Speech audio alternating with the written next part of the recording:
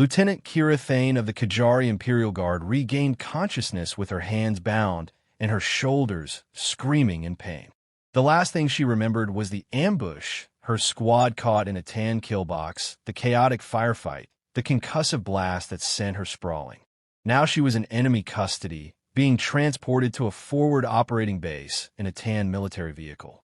She'd been a soldier for 12 years, raised from childhood in academies where humans were portrayed as expansionist aggressors, culturally inferior, driven by greed and violence. Every battlefield experience had confirmed that narrative. Until now, she'd never questioned it. Kira expected interrogation, torture, or execution. That's what Kazhari propaganda said happened to prisoners. Instead, she was placed in a secure holding area with basic medical attention and minimal restraints. Her guard was a human soldier, Sergeant Daniel Cross. He watched her with careful alertness, but no malice. Kira's long Kazhari ears flattened in aggression. The first words she spat were filled with venom. "You're my enemy. I'll tell you nothing. You might as well kill me now and save us both time." Daniel simply nodded, settling into his guard position. "I'm not here to hurt you," he said quietly. "I'm here to make sure you don't hurt yourself or anyone else. That's all." Kira didn't believe him. This was psychological warfare, she thought, softening her up before the real interrogation. She refused food, refused water, refused to speak beyond hostile declarations about Kazhari superiority and inevitable victory. Kira didn't believe him.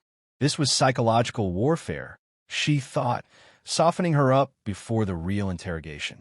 She refused food, refused water, refused to speak beyond hostile declarations about Kazhari superiority and inevitable victory. Daniel didn't react.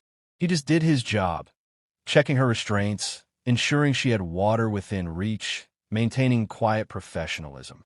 His calm, methodical approach baffled and infuriated her.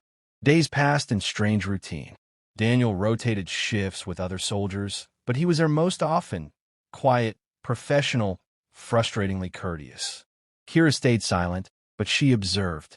Human soldiers passing through the holding area contradicted everything she'd been taught. They weren't savage or cruel. They were tired, stressed, often joking to manage tension. They treated her like a security concern, not an animal to be exterminated. Daniel brought her food 3 times a day and never forced her to eat, though he noted when she skipped meals. "Your shoulder wound needs protein to heal properly," he mentioned once. Kira snapped. "I don't need your false concern. This is manipulation." "Maybe," Daniel replied.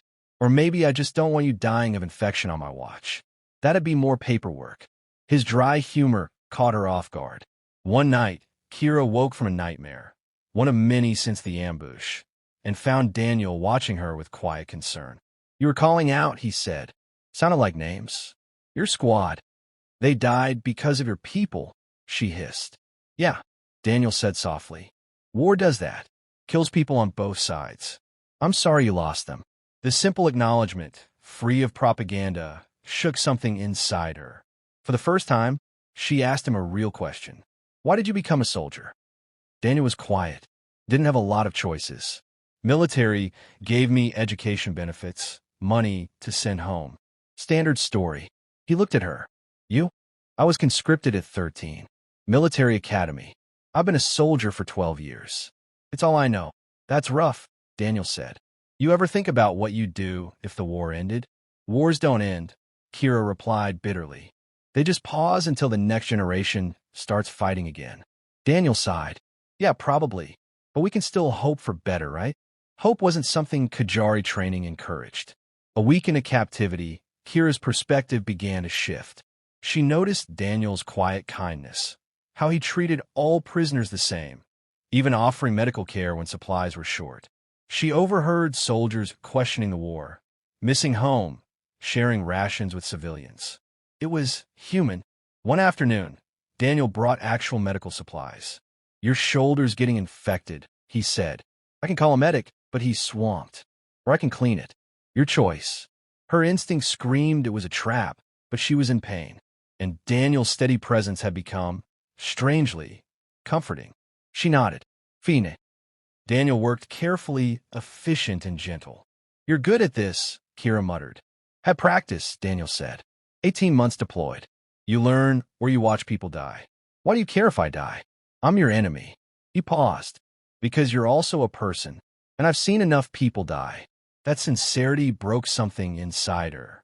For the first time, she didn't feel like a captive. She felt seen. Then came the attack. A Kazhari strike team hit the base. Explosions, alarms, chaos. Daniel saw the calculation in Kira's eyes. She could escape. He looked at her, then removed her restraints completely. If you want to run, run. If you want to fight, fight. But I'm trusting you to make the right choice. Then he turned his back and ran toward the fighting. Kira froze, free but conflicted. She could have escaped. She could have killed him. She did neither. When Daniel returned, bleeding but alive, Kira was still there. He looked at her, faintly smiling. Thank you, he whispered before collapsing. The medic was overwhelmed. No one came. So Kira did the unthinkable. She used the supplies Daniel had given her to treat his wounds. When the medic finally arrived, he was stunned to find a Kazhari prisoner saving her human guard. He's losing blood, Kira said in halting human standard. He needs immediate treatment. Daniel survived. Afterward, their dynamic changed. They talked, really talked.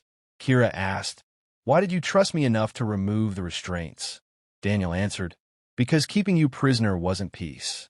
It was just continuing the war in miniature. I want to see if trust could break that cycle. What if I betrayed you? Then I'd be dead," Daniel said simply. "And you'd be right that humans are fools for showing mercy. But you didn't. So maybe there's hope." Months later, Kira was returned to Kazhari space in a prisoner exchange. Her superiors demanded intelligence. Instead, she told the truth about Daniel's compassion, about human soldiers just as tired and scared as she was. Her report was condemned by hardliners, but it reached enough war-weary citizens to matter. Peace talks began. A year later, Kira stood at a memorial for the fallen. Daniel was there, no longer in uniform, working in rehabilitation. They didn't embrace too much history, but they shook hands. "You were right," Kira said softly. "About trust, about peace. I didn't believe it was possible." "Neither did I," Daniel replied. "I just couldn't keep hating anymore. It was too exhausting." Kira smiled faintly. "You taught me something. Enemies are just people we haven't tried to understand yet." "Thank you," she said, "for taking that risk."